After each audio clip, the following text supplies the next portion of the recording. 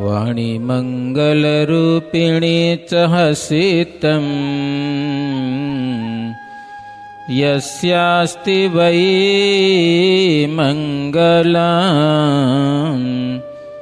નેત્રે મંગલદે ચ દોર્વિલસિતમ નૃણાં પરમ મંગલમ વક્ત્રમ મંગલકૃચ્ચ પાદચલિતમ યસ્યાખિલં મંગલમ સોયં મંગલમૂર્તિરાસુ જગતો નિત્યં ક્રિયાન મંગલમ નિત્યં ક્રિયાન મંગલમ. ઓમ શ્રી હરિ કૃષ્ણાય નમો નમઃ. ઓમ શ્રી ઘનશ્યામાય નમો નમઃ. ઓમ શ્રી સ્વામિનારાયણાય નમો નમઃ. સહજાનંદ સ્વામી મહારાજની જય. સર્વે ભક્તોને જય સ્વામિનારાયણ. શું કથા ચાલે છે આપણી? થોડીક યાદ છે. ગઈકાલે પ્રેમજી વાણિયાની વાત હતી, પછી સુરબાઈ રીસાયા એ વાત હતી, પછી મહારાજે પ્રકરણ ચલાવ્યા ત્યાં સંતો એકલા એકલા જંગલમાં રહે એ કથા હતી. આજે મહારાજ ગામો ગામ ફરે છે એવી કથા છે. એ દિવ્ય ભાવથી સાંભળતા જાય હો. સ્વામિનારાયણ હરે. પ્રભુ ચાલ્યા ગઢપુર થકી, દેવા દાસને દર્શન દાન. કૃષ્ણ ગયા ગામ કોટડે, ભક્તિ તનુજ શ્રી ભગવાન. ગયા ગોંડળપુર સુખદાયી, મળ્યા ભૂપતિ ત્યાં હઠી ભાઈ. કયું તેણે અહીં સ્થિર ઠરો, મોટું મંદિર આ સ્થળે કરો. શ્રીજી મહારાજ ગોંડળ ગામ પધાર્યા છે. ત્યાં હઠીભાઈ રાજા હતા, બહુ જબરા રાજા હતા હઠીભાઈ. મહારાજને કે મહારાજ અહીંયા કને રોકાઈ જાઓ ને, આ દરબાર તમને સોંપી દઉં અને સરસ મજાનું અહીંયા કને પ્રભુ તમે મંદિર બનાવો. કે લ્યો અહીંયા રોકાઈ જાઓ અને મંદિર બનાવો. મહારાજ કે મંદિર તો થશે, પણ જ્યારે હરિની ઈચ્છા થશે ને ત્યારે મંદિર થશે. કે હમણાં મંદિર થાય નહીં. હરિ ઈચ્છા, ઈશ્વર ઈચ્છા થશે ત્યારે થશે. એવું શ્રીજી મહારાજને વરદાન આપી અને શ્રીજી મહારાજ કાલાવડ ગયેલા છે. કાલાવડમાં એક ભગવાન થઈ ગયો, ખબર તમને? કોણ હતો કોતા? એક લાધો કાણો હતો. લાધો કાણો, એક જ આંખ હતી. એ ભગવાન થઈને પૂજાવા મંડ્યો હતો, સમજ્યા ને?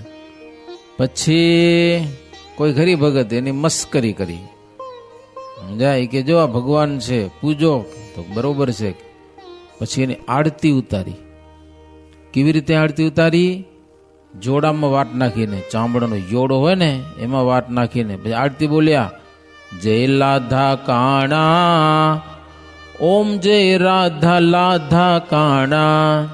સત્સંગ રંગ ચડ્યો નહીં, કાલાવડના પાણા. જય લાધા કાણા. સમજી ગયા ને તમે? ભગવાન થઈને પૂજાવું એના કરતા સત્સંગ કરો, ભજન કરો ને. અને કાલાવડના આ ક્યાંના હતા માવદાન કવિ, એ મને લાગે કાલાવડના હતા. હા, કાલાવડમાં હતા. એ ઘણા બધા કીર્તન છે માવદાન કવિના આપણા સત્સંગમાં.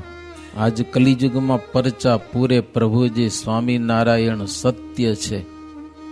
દીધો પરચો પોષ સુધી એકાદશી, પ્રભુજી સ્વામિનારાયણ સત્ય છે.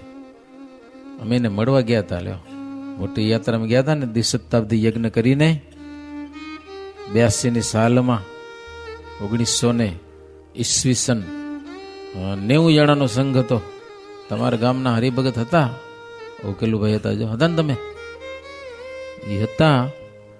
આખો સંઘ લઈને પર્સનલ કંડોરડા કે કાલાવડ, ઈ કાલાવડ હતું હાચે, કંડોરડા બાજુમાં ગામ છે.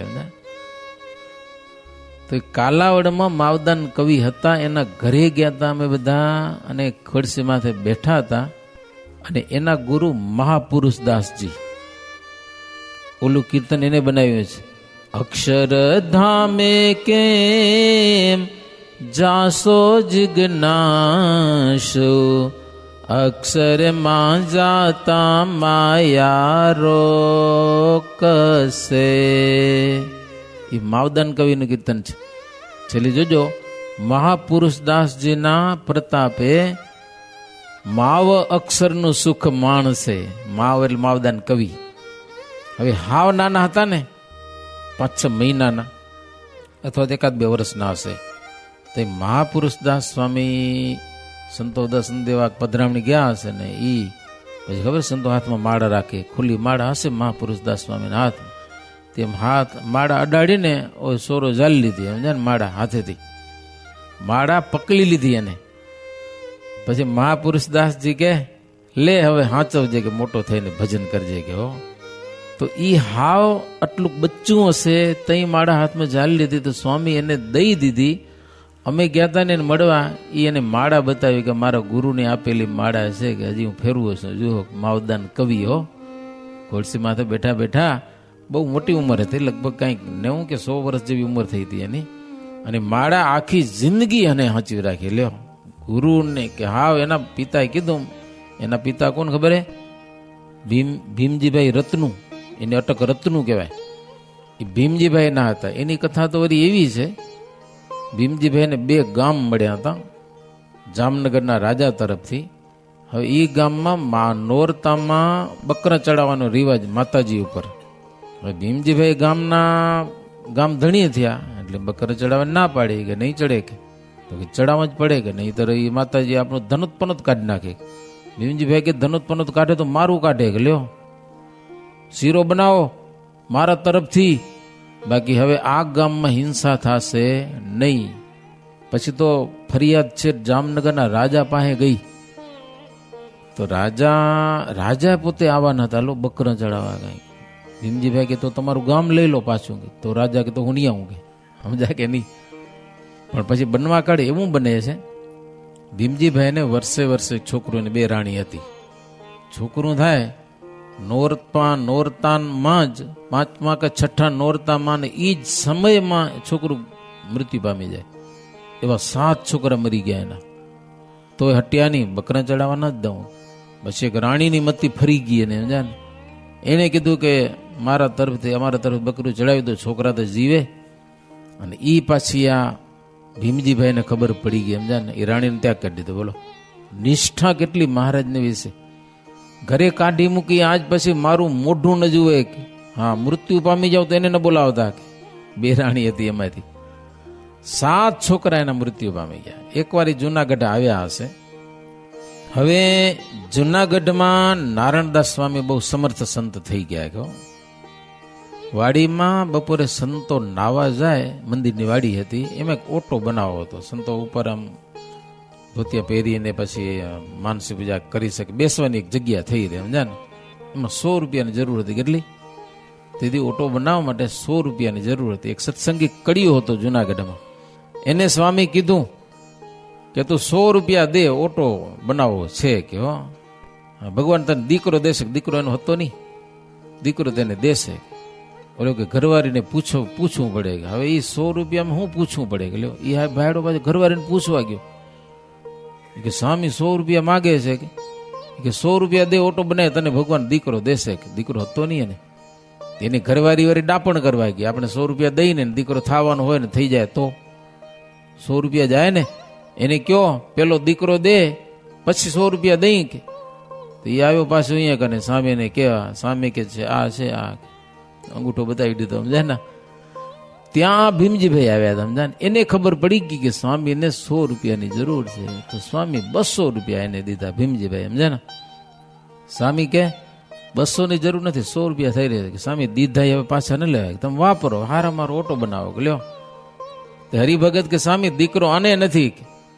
પછી બધી વાત કરી, સ્વામી દીકરો નથી હું તો નથી, પણ હારું મૃત્યુ પામી જાય છે ખબર નહીં, નોરતામાં જ મરી જાય છોકરો, લ્યો 1 વર્ષનો થાય કે ન થાય અને મૃત્યુ પામી જાય. તો સ્વામી કે કેટલા રૂપિયા દીધા? તો 200.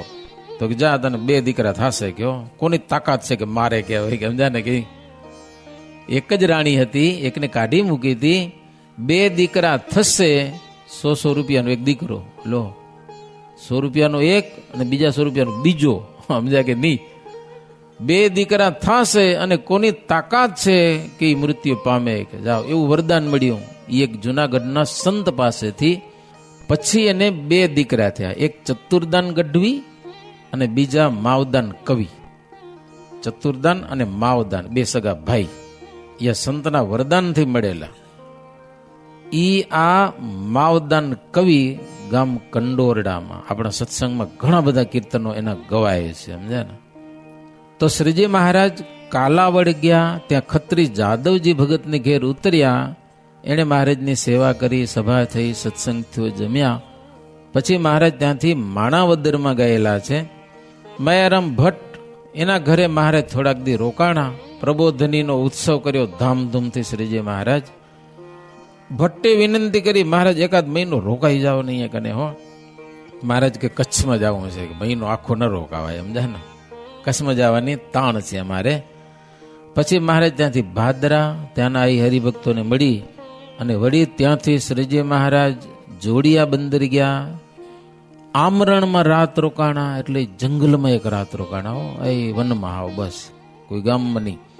ત્યાંથી પ્રભુ ધૂળકોટ પધાર્યા છે. ધૂળકોટમાં ચરણારવિંદ બહુ ચમત્કારી હતા, થોડા ખાડામાં રહી જતા હતા, સમજ્યા ને. પછી કંઈક અધર કર્યા, અધર કરેલો ચમત્કાર નીકળી ગયો, સમજ્યા ને. પેલા કંઈક પ્રકાશ નીકળતો હતો, અધર કરવા ગયા ને, મંદિરમાં જ છે, પ્રકાશ બંધ થઈ ગયો, સમજ્યા ને. આ એવું છે, ભગવાન ઈચ્છાઓ થાય, સમજ્યા કે નહીં.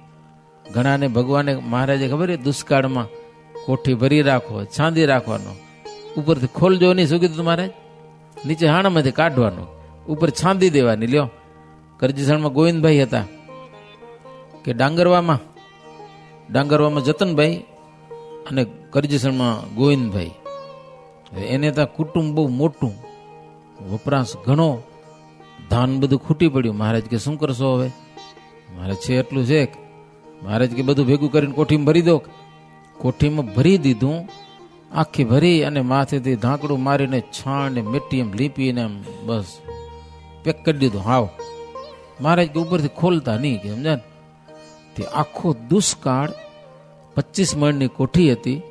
25 મણ કંઈક વસ્તુ ખબર તો વેચી નાખે, જી ભાવ આવે. કોઈ ગરીબ ગરબા સાધુ સંતો જી આવે એને માથે કાઢી દેતા જ આવે હો. 25 મણ એના ઘરના વેચી નાખી, 25 મણ ગોવિંદભાઈ વેચી નાખી. ખાવ દરરોજ વપરાય અલગ. વરસ નીકળી ગયું, દુષ્કાળ પૂરો થઈ ગયો, સમજાય ને. તો કોઠી તો ભરી જ હતી. ગોવિંદભાઈ ક્યાંક 12 ગામ ગયા હશે, એના ઘરના ને એમ થયું હજી કેટલું ધાન હશે, મેં ખોલીને જોઉં તો ખરી, સમજાય કે નહીં. શું કામ ઈચ્છા થઈ આવી? ખબર છે 25 મણની કોઠી છે, 25 મણ મેં વેચી નાખ્યો, 25 મણ મારા પતિએ વેચી નાખ્યો અનાજમાંથી. હજી તો મેં નીકળ્યા જ કરે છે કે લ્યો. તો જેવી કોઠી ખોલીને જોઈએ ને તો ફૂલ ભરી હતી, સમજા ને. પાછી છાંદી દીધી, સમજા ને. હાજે ગોવિંદભાઈ 12 ગામ ગયા હતા, આવ્યા ઘરે, દેખી ગયા કોઠીમાં કંઈક ફેરફાર લાગે છે. ખોલી હતી તો કે હા આખી ભરી જાય. ગોવિંદભાઈ હવે પૂરું થઈ જશે, કે સમજા કે નહીં. ગોવિંદભાઈ ખીજાણા નહીં, મારે જ ઈચ્છા હશે ખોલી. ક્યારેક ઘરમાં ક્યારેક ભૂલ થઈ જાય ને, દખો ન કરે, થવાનું થયું, હવે શું માથાકૂટ કરવાની. આ સમજુ સત્સંગી કહેવાય. લોકો ગોવિંદભાઈ ઘરવાળીને વઢવું જોઈએ ને, ખોલી શું કરવા, ખૂટત નહીં. હું તો કહું આજ દિવસ સુધી ન ખોટત, મહારાજનું વચન નતું ખૂટે. પણ મહારાજની ઈચ્છા પૂરી હોત પછી કોકની ઈચ્છા થઈ જાય ખોલવાની, સમજ્યા ને. ખોલી ગોવિંદભાઈ કે હવે પૂરી થઈ જશે, કે 25 મણ હતી, 25 મણ કાઢી એટલે ખાલી થઈ ગઈ. પછી એવી તો ઘણી જગ્યાએ મહારાજ એવા કર્યા હતા હો. પણ વચન લાંબા ટકે નહીં, પછી ઈચ્છા થઈ જાય ખોલવાની તો પૂરું. ઘણી જગ્યાએ કોઠીઓ મારે દઈ દીધી એવી.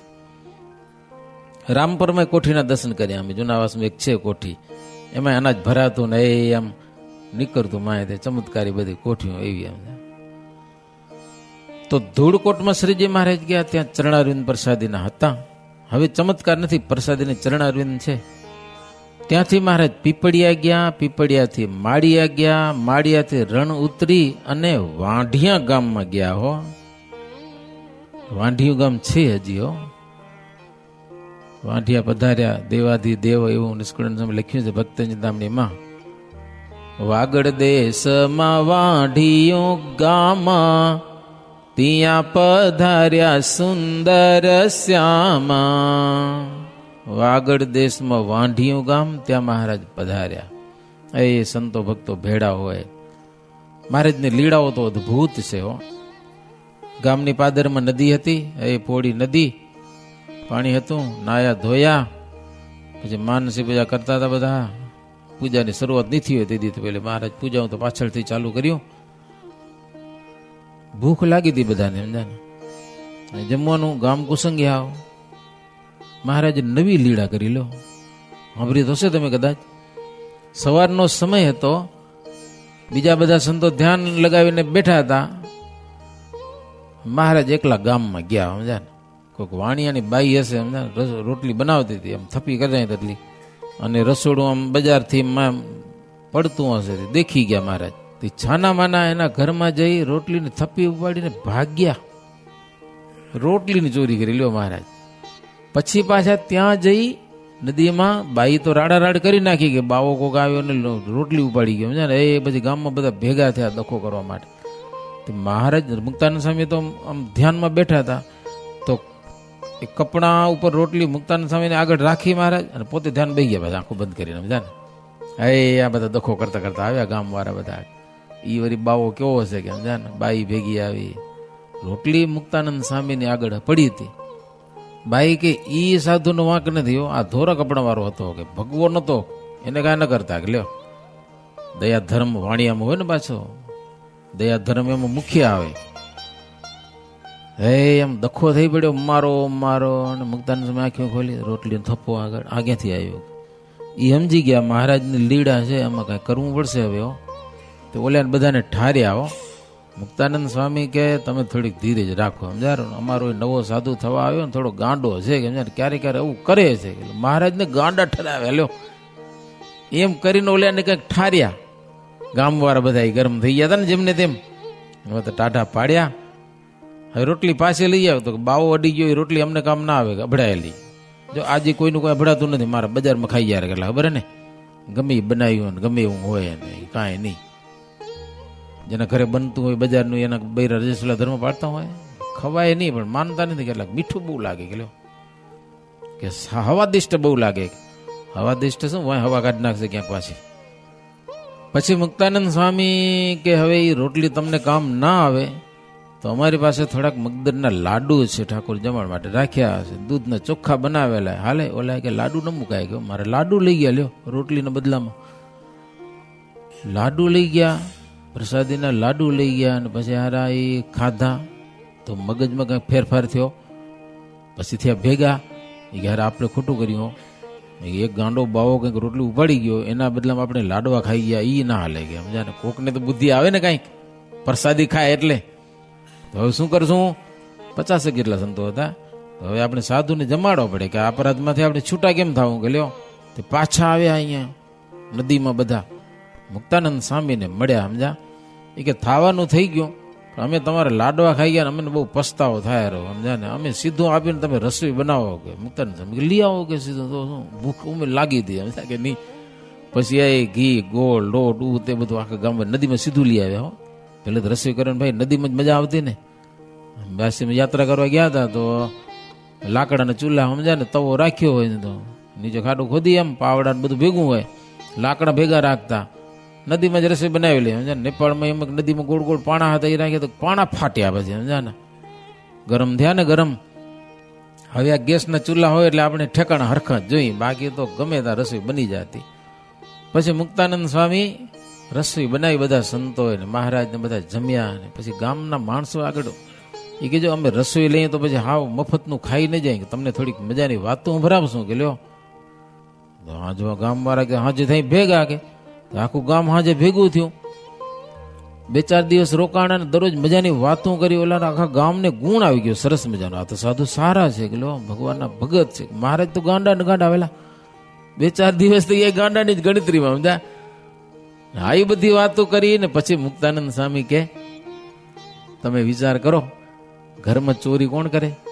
કનૈયો કરતો કે નહીં? તો એ કરતો. કે આ એ કનૈયાનો જ અવતાર છે, કે આ ભગવાનનો અવતાર છે, કે અમે એના સાધુ છીએ, ખુદ સ્વામિનારાયણ પોતે છે, નહીતર કોણ ચોરી કરી આવી? એવી રીતે ગામવાળાને સમજાવ્યા. પછી તો ગામવાળા આશ્રિત થયા, સત્સંગી થયા. આજે પણ ત્યાં પગલા છે વાંઢિયા ગામમાં, ચરણારવિંદ છે. મહારાજ આવી અદભુત લીલા કરી હતી ગામમાં. એ ગામમાં એક સ્મૃતિ સનાતન સ્વામી રાખી સમજાય કે નહીં. પછી મહારાજ આધોઈ ગામમાં આવેલા છે, જાડેજા લાધાજીને દરબાર, ત્યાં ઉતર્યા, થાળ થયા, મહારાજ જમ્યા, સંતોને જમાડ્યા. ત્યાં માનુભાવાનંદ સ્વામી આવ્યા અને ઘોડાસરના રાજાનો એક પત્ર લઈ આવે ત્યાં કને. પત્રમાં બીજું કાંઈ લખ્યું નતું, એમ લખ્યું હતું કે મહારાજ ક્યારે આવશો, કે અમે તમારી રાહ જોઈએ છીએ. કે